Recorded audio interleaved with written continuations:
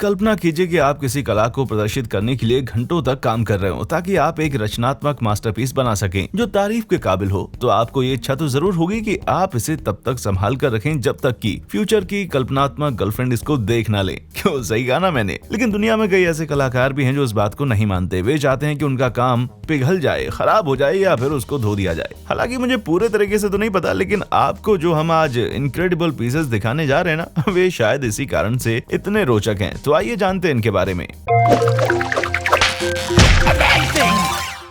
United यॉर्स Fischer. यॉर्स Fischer Swiss में जन्मे एक विजुअल आर्टिस्ट हैं जो न्यूयॉर्क में रहते हैं। साल 2011 में फिशर ने एक वेनिस बिएनेल में एक वैक्स स्कल्पचर बनाया जिनमें से एक फ्लेमिश इटालियन स्कल्पचर के जिम्बोलोगना नामक पीस से मिलता जुलता था। इस वैक्स को कुछ इस तरह से बनाया गया था ताकि ये मार्बल इफेक्ट दिखा सके और इसमें एक बाटी भी लगाई गई थी जिसके कारण ये गुमनाम काम पिघल जाए। तब तक ये एग्जीबिशन चालू था। इस लुभावने अनुभव को आप इस वीडियो की मदद से देख सकते हैं कैसे ये धीरे धीरे आग के कारण पिघलता जा रहा है। क्या इस स्कल्पचर को बनाने में जितनी मेहनत लगी थी वो इसी के लायक थी? मुझे तो ऐसा ही लगता है, क्योंकि वॉल्ट मैगजीन ने फिशर्स के इस एग्जीबिशन को उस साल के इवेंट का सेंटर ऑफ अट्रैक्शन बताया था। Avocado art. हम एवोकाडो के जमाने में रह रहे हैं और आखिरकार हमें वो एवोकाडो आर्टिस्ट, हमारे योग आर्टिस्ट मिल गया। डेनियल ब्रेजी इटली के एक अवार्ड विनिंग कार्विंग डिजाइनर हैं जो अब ऑस्ट्रेलिया में रहते हैं। डेनियल का कहना है कि उन्हें इस तरह की कला को बनाने में बस 1 घंटे का समय लगता है। इस कला के लिए वे दूसरे फलों का भी इस्तेमाल करते हैं। तो पेश है एक वीडियो जहाँ आप डेनियल को एक पपीते पर आर्किड बनाता हुआ देख सकते हैं। सच में ये काम काबिले तारीफ है। डेनियल ये भी क्लेम करते हैं कि जैसे ही उनका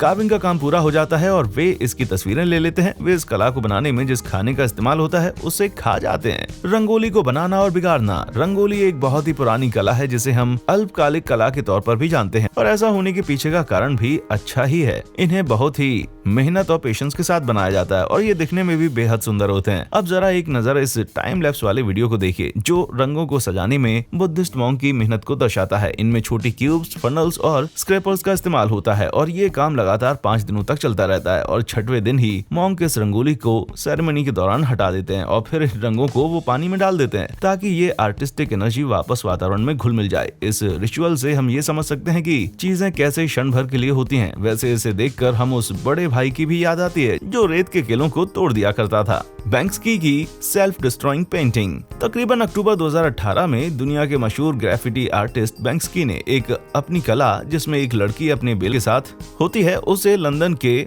सॉथबी की नीलामी में बेचा। जैसी नीलामी की कीमत 1.37 मिलियन पर पहुंची, एक डिवाइस जो उस फ्रेम से जुड़ा हुआ था वो इस पेंटिंग को दुनिया की आंखों के सामने काटने लगा। इस स्टंट से पेंटिंग की कीमत तुरंत दोगुनी हो गई, जिसे हम एक आकर्षक शरारत भी मान सकते हैं क्योंकि ये कला ही अब पूरी तरह से बदल गई है। तो इसे हम एक बेहतरीन नमूने के तौर पर देख सकते हैं। एक मास्टरपीस बर्बाद हुआ था लेकिन इस प्रक्रिया में एक दूसरा नमूना तैयार हो गया। Ice sculptures. इस लिस्ट में धरती से जुड़ी आर्ट का ये सबसे पहला एग्जाम्पल है। हाँ, लेकिन ये आखिरी नहीं है। अगर आसान शब्दों में कहें तो लैंड आर्ट एक ऐसी आर्ट है डायरेक्टली लैंड पर नेचुरल रिसोर्सेज की मदद से बनाए जाते हैं। ये आइस और वुड स्ट्रक्चर के मार्टिन हिल और फिलिपा जोन्स द्वारा बनाए गए हैं और ये उनके पेशेंस को अच्छे से दर्शाते हैं और ये भी दिखाते हैं कि कैसे उन्होंने इस बात को स्वीकार कर लिया। कोई भी चीज हमेशा के लिए नहीं होती, बस रह जाती हैं ये तस्वीरें जो हिल और जोन्स द्वारा ली गई हैं। दरअसल इन्हें आइस स्कल्पचर से ज्यादा हम फोटोग्राफर्स बुलाना पसंद करेंगे। मुझे आपके बारे में तो पता नहीं, लेकिन ये तस्वीरें मुझे ठंड का एहसास जरूर कराती हैं। Brussels flower carpet. अगस्त के महीने में तकरीबन सैकड़ों फूल वाले इस आर्ट को बनाने के लिए ब्रसेल्स का रुख करते हैं, जिसे हम फ्लावर कारपेट के नाम से भी जानते हैं। यहाँ पर डालियाज और बिगोन्स जैसे फूलों का इस्तेमाल होता है जिन्हें बेल्जियम गिर्द के इलाके में उगाया जाता है। ये कारपेट 75 मीटर लंबा होता है, लगभग 5 लाख फूलों से बना होता है और इसे बनाने के लिए 100 वॉलंटियर्स को 8 घंटे काम करना होता है। इन कारपेट्स की डिजाइन बिल्कुल डिटेल्ड होती है और कभी कभी मुझे ऐसा लगता है कि काश मेरे पास भी ऐसा ही घर होता जहाँ मैं इसे मेरे हॉल में फिट कर सकता। लेकिन अफसोस कि इस सुंदर कारपेट को अगले ही दिन सोमवार की सुबह स्ट्रीट क्लीनर्स साफ कर देते हैं और ये फूल सीधा भट्टी में डाल दिया जाता है। कितना रोमांटिक है ना। रेत पर बने सर्कल्स। मई 2009 में जिम जेनेवन नाम के सैंड आर्टिस्ट और उनकी 3 लोगों की टीम ने दुनिया का सबसे बड़ा आर्ट वर्क नेवाडा के ब्लैक रॉक डेजर्ट में बनाया था। ये जाइंट सैंड ड्राइंग उसको आकाश में 40,000 फीट की ऊंचाई से देखा जा सकता था और ये तकरीबन 9 मील के डिस्टेंस को कवर करता है। इस शानदार पीस को बनाने में तकरीबन 15 दिन का समय लगा था और इसमें शायद 1000 से भी ज्यादा सर्कल्स बनाए गए थे। ये ड्राइंग एक मैथमेटिकल थ्योरम पर बेस्ड है जिसका नाम है अपोलियन गैस्केट। ये एक ऐसी डिजाइन है जो सर्कल्स के ट्रिपल्स पर बेस्ड है और दूसरे के टेंजेंट पर बनी होती है। हालांकि ये काम अब रेगिस्तान की हवा के हवाले हो चुका है, लेकिन जेनेवेन यही नहीं रुकने वाले। वे तो ये चाहते हैं कि नासा उन्हें इस आर्ट को मार्स की जमीन पर बनाने की इजाजत दे। ऐसे बेहतरीन नजारे को देखकर मुझे तो लगता है कि हमें उन्हें ऐसा करने की इजाजत दे देनी चाहिए। ग्रेट फायर ऑफ लंदन 4 सितंबर 2016 को किसी ने रिवर थेम्स में आग लगा दी। The great fire of London की 350वीं एनिवर्सरी मनाने के लिए बर्निंग मैन यानी कि डेविड बेस्ट को अपॉइंट किया गया था, ताकि वे लंदन के सिटी सेंटर की रेप्लिका बना सके, जैसे कि वो 17वीं शताब्दी में नजर आता था। लकड़ी से बना ये शानदार शहर 120 मीटर के एरिया में बनाया गया था, जिसे नदी के ऊपर बनाया गया था और बाद में इसे जला भी दिया गया। 54 मिनट की इस आग को देखने के लिए 60,000 लोग जमा हुए थे, जिसके कारण माचिस से बनाई गई इस कला की सिर्फ राख ही बची है। दरअसल इसे बनाया ही इसलिए गया था ताकि वो एक यादगार इवेंट में तब्दील हो जाए, जो हमारे इतिहास में आगे के 7 संबंधों को दर्शाता है, और ये कितनी खतरनाक साबित हो सकती है। मिनिमम मॉन्यूमेंट ब्राजीलियन मूर्तिकार नेले अजीवदो, उन्होंने 2000 के मध्यकाल में दुनिया भर के कई शहरों में टाइनी आइस पीपल के साथ ट्रैवल किया है। इस काम को हम मिनिमम मॉन्यूमेंट के नाम से जानते हैं, और इसमें तकरीबन हजारों नहीं लेकिन सैकड़ों ऐसे इंसानों जैसे स्ट्रक्चर्स रखे जाते हैं जो स्पेसिफिक जगह पर रखे जाते हैं, फिर उन्हें पिघला कर छोड़ दिया जाता है। गायब होने वाले इन फिगर्स का ये फुटेज बेहद इंटरेस्टिंग और सुंदर है। कलाकार इसे एंटी मॉन्यूमेंट का नाम भी देती हैं। यही नहीं, ये भी देखा जा सकता है कि इसे हम प्रकृति की ओर से ग्लोबल वार्मिंग की चेतावनी भी मान सकते हैं। जब इसे बर्लिन के एक कॉन्सर्ट हॉल की सीढ़ियों पर रखा गया था,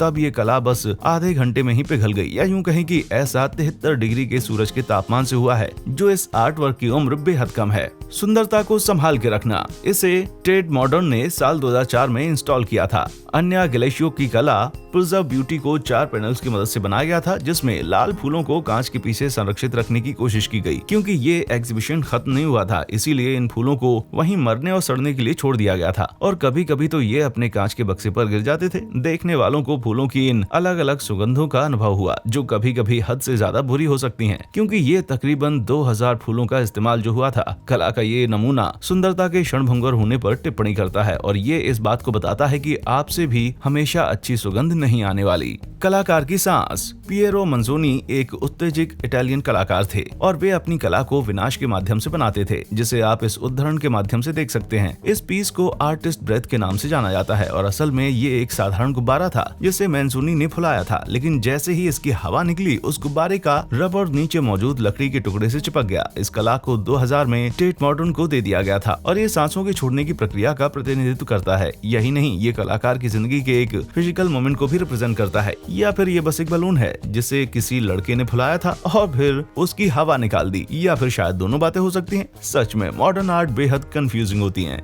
मिडिल फोक जॉन ग्रेड प्रोजेक्ट की शुरुआत 2014 में हुई, और ये लगभग 3 साल तक चला। जॉन ग्रेड ने 140 साल पुराने वेस्टर्न हेमलॉक पेड़ को, जो सेटल के कास्केट माउंट पर स्थित है, उसे एक बार फिर से बनाया। उन्होंने इस पेड़ का प्लास्टर कोटिंग की मदद से, और साथ ही उन्होंने हजारों पुराने विकसित देवदार के टुकड़ों का इस्तेमाल किया, ताकि वे इस मॉडल को बना सकें, जिसे बाद में इस पेड़ के चरणों में रख दिया जाएगा, ताकि ये दोबारा प्रकृति में समा जाए। तो इसे कहते हैं प्रकृति को उसका दिया लौटाना। एंडी गोल्ड्सवर्दी का लैंड आर्ट। एंडी गोल्ड्सवर्दी का लैंड आर्ट किसी को भी अपनी ओर मोहित करके रख सकता है। उनकी इतनी मेहनत और उनका ये कलात्मक तरीका ये दर्शाता है कि वो सुंदरता को किस तरह देखते हैं। एक नजर जरा इनकी कला पर तो डालिए। गोल्ड्सवर्दी के काम में आप प्रकृति का ज्यादा से ज्यादा इस्तेमाल देख सकते हैं। उनको वो किस तरह से और ज्यादा निखारते हैं, खासकर जब वे पत्ते और आइसेल्स का इस्तेमाल करते हैं। उनका हर एक काम किसी जादू से कम नहीं है, और बाद में या तो पिघल, सड़ या फिर उड़ जाता है, और शायद इन्हें बनाने में कई दिन का समय लगा हो। भले ही उनके पास दिखाने के लिए कुछ ज्यादा ना हो, लेकिन मैं उम्मीद करता हूँ कि आगे चलकर भी एंडी इस तरह के नमूने बनाते रहेंगे। यूएस का रेत का स्कल्पचर्स बनाने का चैलेंज। सैन डिएगो कैलिफोर्निया में हर साल द यूएस सैंड स्कल्पचिंग चैलेंज आयोजित किया जाता है, और ये दुनिया भर के अच्छे से अच्छे लैंड स्कल्पचर्स की कला को प्रदर्शित करता है। 3D ड्रैगन से लेकर इंसानों की बुद्धि को दिखाना, इस कला को बनाने में जो मेहनत लगती है वो सचमुच काबिले तारीफ है। तो अब मैं पेश करने जा रहा हूँ कुछ पुराने विजेताओं को। हालांकि इनके छोटे नमूनों को संभाल कर रखा जा सकता है, लेकिन पानी और ग्लू की मदद से। लेकिन अगर आप इन्हें बाहर बना रहे हैं तो इन्हें वापस नेचर में मिल जाने में बस कुछ ही वक्त लगता है। तो क्या इतनी मेहनत करना सही है? मुझे लगता है हर साल यहाँ आने वाले सैंड आर्टिस्ट तो यही सोचते हैं, और शायद ऐसा ही यहाँ रहने वाले नागरिकों को भी लगता है जो सैन डिएगो में रहते हैं। काई गुओ क्वेंग की आसमान में ले जाने वाली सीढ़ी। क्या आपने कभी सोचा है कि एक इंसान सीढ़ी के द्वारा स्वर्ग तक पहुंच सकता है? नहीं तो फिर एक बार दोबारा सोचकर देखिए। जून 15, 2015 को चाइना के एक फायरवर्क आर्टिस्ट काई गुओ क्वेंग ने एक 1600 फीट की आग की सीढ़ी बनाई थी, जो आसमान की तरफ एक बलून जो कि 6200 क्यूबिक मीटर हीलियम से भरा हुआ था। सीढ़ी पर गोल्ड फायरवर्क्स और कुछ जल्दी जलने वाले फ्यूजेस लगाए गए थे ताकि ये आग जल्द से जल्द आसमान तक पहुंच सके और एक ऐसा नजारा बन जाए जो देखने में बेहद मनोरम हो। ये सीढ़ी इस कलाकार की मां को उसके 100वें जन्मदिन पर तोहफे के तौर पर दी गई थी। यही कारण है कि बहुत कम लोग इसे पर्सनली देख पाए थे, लेकिन ये खबर दुनिया भर में फैल गई, भले ही ये कला खुद 2 मिनट और 30 सेकंड तक ही जली हो। इस वीडियो में दिखाई गई ये आसमान तक पहुंचने वाली सीढ़ी का अस्तित्व बाकी के उदाहरणों में सबसे कम था, लेकिन हाल ही के सालों में ये बहुत ही मशहूर हुआ, जो इस बात को सिद्ध करता है कि लंबी उम्र का होना ही सब कुछ नहीं होता। सच में अपनी माँ के 100वें जन्म दिवस पर इससे बेहतर गिफ्ट और कुछ नहीं हो सकता। हम में से कई लोगों को बुरा महसूस कराने के लिए शुक्रिया। डोमिनोज मास्टरपीस की लिस्ट डोमिनोज को मेंशन किए बिना पूरी हो ही नहीं सकती। दुनिया भर में कई ऐसे उत्सुक लोग हैं जो बड़े बड़े और जटिल डोमिनोज के डिजाइन बनाते देखे जा सकते हैं ताकि वे उसे एक छोटा सा धक्का मार सकें और इन्हें गिरने में सिर्फ बस कुछ ही सेकंड्स या मिनट लगते हैं, लेकिन इन्हें देखकर किसी को भी मजा आ सकता है। अब जरा टाइकामुना पर मौजूद इन उदाहरणों को देखिए। ये एक बेहद इंटरेस्टिंग डोमिनो चैनल है जहां इस तरह की कला को प्रदर्शित किया जाता है और फिर उनको गिरा दिया जाता है। यहाँ आप ऐसे बहुत सारे डोमिनोज आर्ट देख सकते हैं, फ्लेन मोसेक से लेकर एब्स्ट्रैक्ट आर्ट और एक इंसान की छवि भी। अगर मैं अपनी बात करूं तो पता नहीं लोगों में इतना पेशेंस होता कैसे है, वे इस तरह की चीजों को बना सकें, लेकिन मैं खुश हूं कि वे ऐसा करते हैं। इन डोमिनोज को उनकी सही जगह पर गिरता देखकर मेरे मन को बहुत सुकून मिलता है। आपको कैसा लगता है? आखिरकार हम इस वीडियो के अंत तक पहुंच गए हैं, लेकिन ये चीजें हमेशा के लिए रहती हैं। अगर आपके पास भी कुछ इसी तरह के उदाहरण हैं तो नीचे कमेंट सेक्शन में हमें जरूर बताएं। और हाँ, हमेशा की तरह देखने के लिए शुक्रिया।